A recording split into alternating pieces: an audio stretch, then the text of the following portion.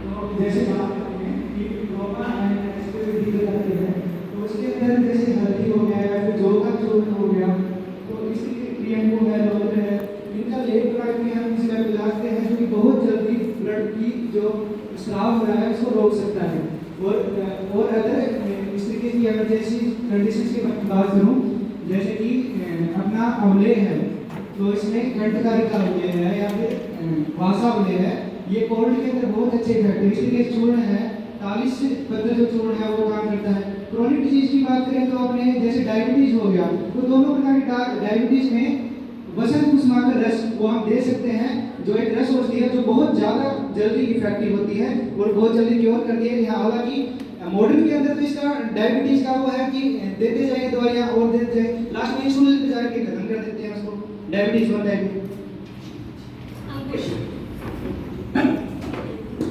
जब भी हम कोविड जैसे इंसुलिन की डायबिटीज की बात करी तो एकदम से हम कंप्लीट नहीं कर सकते, इंसुलिन देना पड़ेगा ताकि हम आयुर्वेद का यूज करके इंसुलिन। डायबिटीज ऐसा नहीं है कि लॉन्ग टर्म मुश्किल है, कभी कभार ऐसा होता है कि डायबिटिक अटैक्स भी पड़ते हैं पेशेंट्स को, तो उसके अंदर हमें कोई आयुर्वेदिक मेडिसिन मेरे हिसाब से तो हम किसी को दे नहीं सकते कि आप डायबिटिक के लिए डायबिटिक अटैक्स में कोई एकदम इम्बैलेंस हो रहा है किसी का डायबिटीज, तो उसके अंदर आप कौन सी आयुर्वेदिक मेडिसिन देंगे, तो उसके लिए हम ग्लिप्टिनेक्स 500 mg दे सकते हैं और टेलमिसाइटिन दे सकते हैं डायबिटिक अटैक्स के अंदर। और उसको अगर हम लॉन्ग टर्म में देखना चाहते हैं कि लॉन्ग टर्म, उसके अंदर हम त्रिवंगा भस्म, त्रिफला चूर्ण और नींबा पत्रा दे सकते हैं, जामुन भी दे सकते हैं उसके अंदर। और आप अगर एनिमल्स की बात करें, पिग्स वगैरह के बारे में, तो पंचकर्मा के अंदर अगर देखा जाए तो कितनी मेडिसिन जो यूज हो रही है उसको एनिमल्स के ऊपर टेस्ट किया जाता है।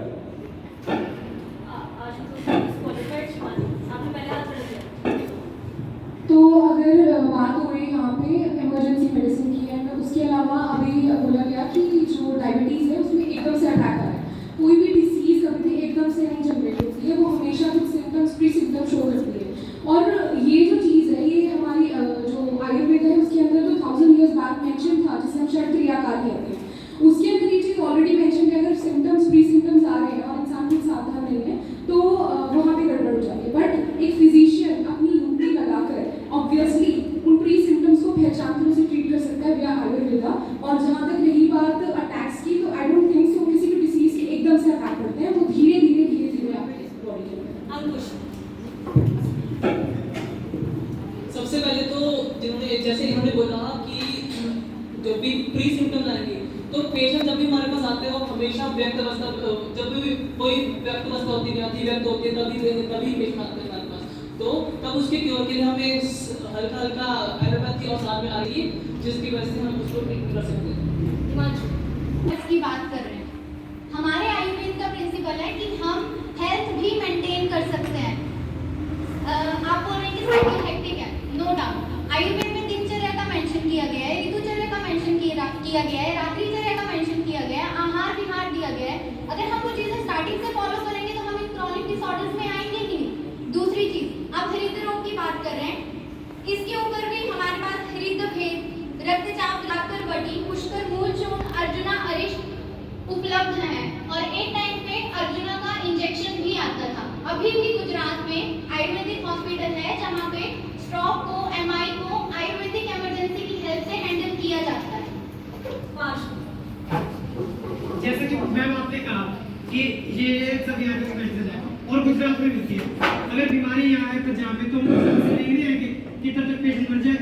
अवेलेबिलिटी नहीं है, टाइम कंजप्शन है, ये सब आयुर्वेदिक बहुत सारी मेडिसिन है ऐसी जो पिछले समय में थी अब नहीं है, खत्म हो चुकी है और इजीली अवेलेबल होती है। जैसे हम सब की बात कर लेते हैं, मेरे घर की बात कर लेते हैं, हमारे यहाँ सिर्फ एक फार्मेसी है आयुर्वेद की और वहाँ भी सारी मेडिसिन नहीं मिलती, इसलिए अवेलेबल नहीं है। जब टाइम कंजप्शन होता है फिर हम पेशेंट के मरने का तो नहीं कर सकते कि हमने एलोपैथी बरतनी नहीं, हमें दोनों को साथ में लेकर चलना चाहिए। इमरजेंसी में एलोपैथी बरतनी चाहिए।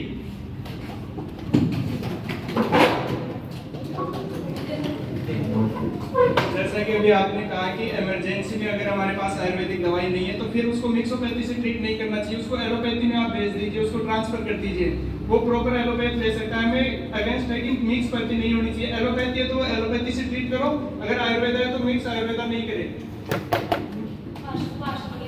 आपने कहा कि एलोपैथी के पास भेजो, जैसे सामना है यहाँ पर अकेला बीएमएस डॉक्टर है एलोपैथी है घंटे की दूरी पे, तब बोलते थे कि हमको एलोपैथी के पास जाना है।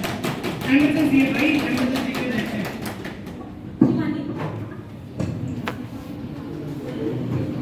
अगर बात हुई, पहले सबसे पहले बोला अवेलेबिलिटी के बारे में, मैं सीधा मुद्दे पे बात करूंगी। अगर अवेलेबिलिटी की बात है तो हमारी जो मोस्टली एलोपैथिक ड्रग्स बन रही है वो मिनरल से बन रही है, उसके लिए माइनिंग हो रही है, एनवायरनमेंट पे इफेक्ट पड़ रहा है और साथ ही साथ गवर्नमेंट फंड दे रहा है उस माइनिंग के लिए। तो क्यों नहीं हमारी आयुर्वेदिक ड्रग्स के लिए वो जो फंड है वो दिया जा सकता है, उसका आधा भी अगर दिया जाए तो क्यों नहीं अवेलेबिलिटी होगी, डेफिनेटली अवेलेबिलिटी होगी, इनिशिएटिव लिया जाए।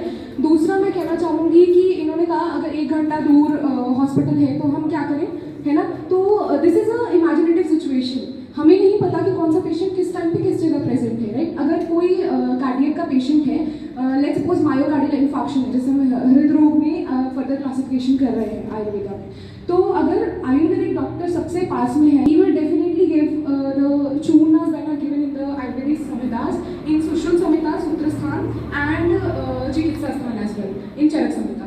और उसके अलावा जो एलोपैथिक डॉक्टर है अगर वो पास में है तो डेफिनेटली वो देगा। और अगर ये बात की जाए कि वो बहुत दूर है तो दिस इज कम्प्लीटली इमेजिनेटिव, क्योंकि we never know what is the situation. Ayurvedic drugs जो है वो कुछ टाइम लेती ही है क्योर करने के लिए। अगर वो मायोकार्डियल इन्फेक्शन का पेशेंट है तो हमें एट स्पॉट से बचाना नहीं पड़ेगा।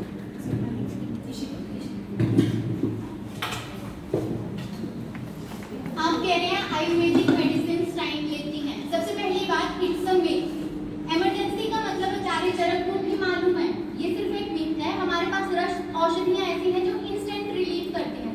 फॉर एग्जांपल मूर्छा, हम उसमें प्रथमा तस्य दे सकते हैं। उसके अलावा आप बात कर रहे हैं कि हम इंटीग्रिटी की तरफ जाएंगे। आप एक एलोपैथिक डॉक्टर को पूछे, वो कभी भी इस चीज के लिए राजी नहीं होगा।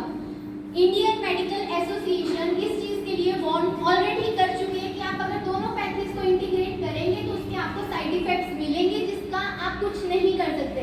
और लास्ट में पेशेंट का खाते जब आयुर्वेद के पास आता है, इस लाइक हम हर जगह से ट्रीटमेंट ले, तो उस टाइम पर आप हमें बोलो कि अब आप इसे ठीक करके दिखाओ। एलोपैथी का सिर्फ इतना हो चुका है कि हम पेशेंट को उसकी दम से नहीं छुड़वा सकते, वो टाइम लेगी।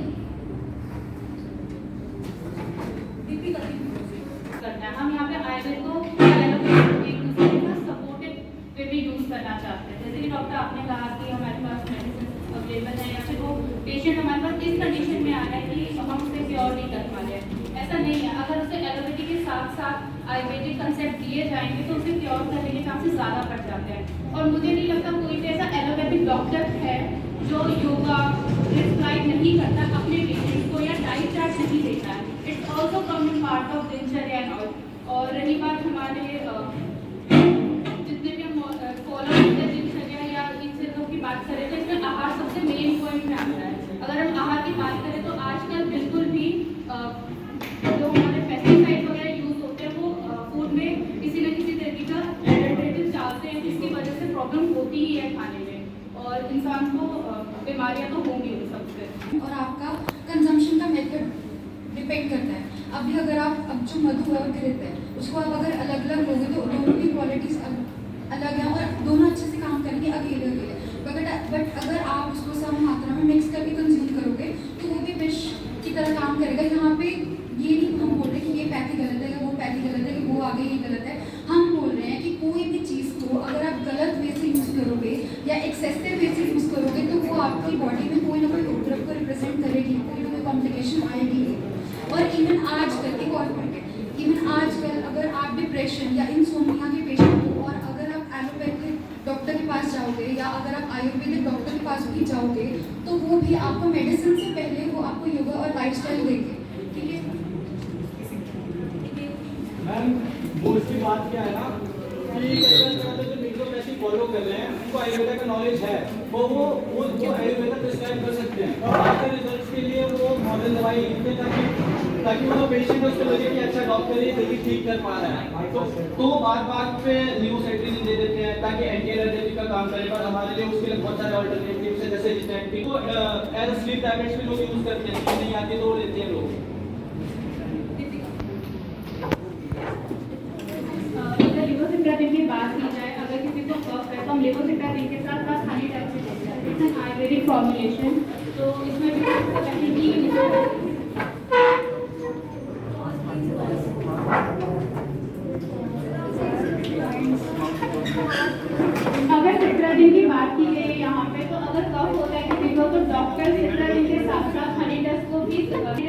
करें तो उसमें आयुर्वेदिक फॉर्मुलेशन ही यूज होती है। तो मिक्सोपैथी बेस्ट रिजल्ट देती है आपको। अगर आपको कोई भी बीमारी होती है, आप कोई ना कोई होममेड तरीका साथ में यूज़ करते ही हो एलोपैथी मेडिसिन के साथ। तो मेरा मानना तो यही है कि दोनों पैथी साथ में ही यूज़ की जानी चाहिए। बेस्ट रिजल्ट वही देंगे क्योंकि आप दोनों का बेस्ट एक्सट्रैक्ट करके अपने पेशेंट को अच्छे से क्योर कर सकते हो, लाइफ टाइम के लिए उसको हेल्दी कर सकते हो। मैम आप मिक्सोपैथी जो है वो बेस्ट बोल रहे हैं, उसकी लाइन ऑफ ट्रीटमेंट क्या है? हम जो देखते हैं आयुर्वेदा में, हम देखते हैं दोष धातु सामने, उनको दोष पता है, उनको त्रिदोष पता है, उनको हमारे सप्त धातु पता है नहीं, वो ऐसे होते हैं रस रक्त, ये चलो हम जो भी ये हो।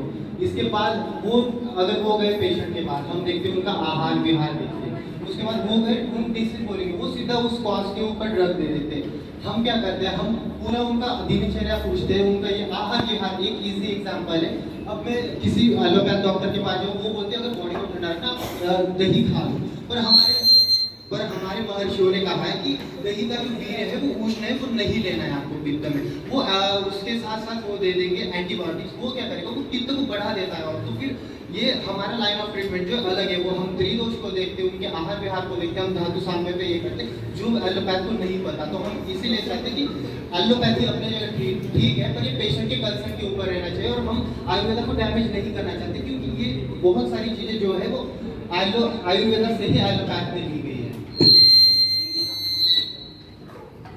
यहाँ पे हम किसी भी पैथी को डैमेज या डिस्ट्रॉय करने की बात ही नहीं कर रहे हैं, हम बस ह्यूमैनिटी को बचाना चाहते हैं, अपने पेशेंट को बचाना चाहते हैं। तो जितना हो सके हम उसे ट्रीट करके आगे के लिए सही बनाना चाहते हैं। तो अगर हम अभी फिलहाल जो सबसे ज़्यादा केसेस डेंगू के हमारे पास आ रहे हैं, हम इसमें एलोपैथिक मेडिसिन के साथ साथ ये तितली के पपीता के पत्तों का स्वरस दे रहे हैं, जिसके सबसे अच्छे रिजल्ट देखने को मिल रहे हैं हमें इसमें। तो हम दोनों पैथीज को साथ में यूज़ कर सकते हैं, ये सबसे अच्छे ही रिजल्ट देगा। और हम किसी भी पैथी को खत्म करने की बात तो यहाँ पे कर ही नहीं रहे हैं, हम बस ये बोल रहे हैं कि दोनों का बेस्ट रिजल्ट लेकर हम किसी को बचा सके आगे। मैम हम किसी भी पैथी को यहाँ पर छोटा बड़ा दिखाना नहीं चाहते, पर हम ये है कि अकॉर्डिंग टू हर स्टडी हुई थी, उसमें 65,000 आप एलोपैथ का ले लो, 65,000 पेशेंट्स को उन्होंने स्टैटिन दिए थे जो कोलेस्ट्रॉल लेवल को और रिस्क ऑफ हार्ट डिसीजेस को ये करता है, उन्होंने वो दी थी। उसमें 92% उन्होंने ड्रग दी, तो उससे और अलग तरह की जो बीमारियां वो उत्पन्न हो गई। तो आयुर्वेदा में ये है कि हम टोटली आयुर्वेदिक देते हैं, इससे बहुत ही कम साइड इफेक्ट्स है। अगर आप बोलोगे कि कोई बोल देता है कि 3 महीने से ज़्यादा त्रिफला दे दो, भाई तो साथ में हो जाता है, उसके बाद भी हमारे पास बहुत सारी ड्रग्स है।